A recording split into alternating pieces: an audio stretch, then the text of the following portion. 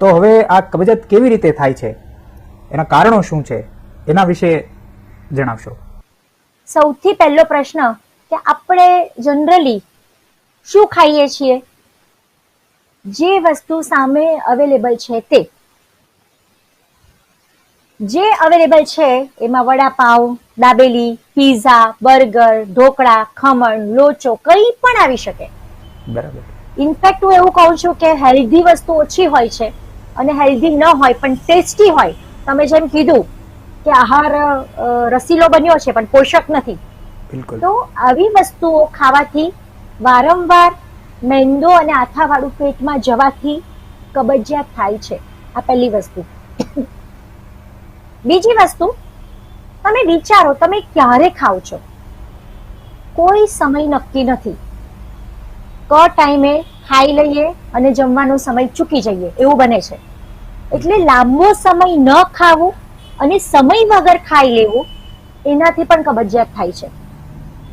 ઘણીવાર એવું હોય કે ભાઈ ઓફિસમાં લંચ બ્રેક પડે ત્યારે ખાઈશું, પછી ભૂખ લાગે કે ન લાગે, કદાચ લંચ બ્રેક પહેલા ભૂખ લાગી ગઈ તો આપણે નથી ખાઈ શકતા, લંચ બ્રેક વખતે ભૂખ નથી લાગતી તો પણ ખાવું પડે છે. એટલે આ જે અનિવન છે, બીજું કારણ જે મેં કીધું, એનાથી પણ કબજિયાત થાય છે. ત્રીજી વસ્તુ, કેવી રીતે ખાવું. આજકાલ એક ટ્રેન્ડ બની ગયો છે કે લેપટોપ પર કામ કરતા કરતા, મોબાઈલ જોતા જોતા, બચ્ચાઓના ઓનલાઈન ક્લાસીસ ચાલુ હોય તો કે મમ્મી અહીંયા જમવાનું આપી દેજો, એટલે એ ઓનલાઈન ક્લાસીસમાં એ ભણતા હોય ને જમવાનું ચાલુ હોય.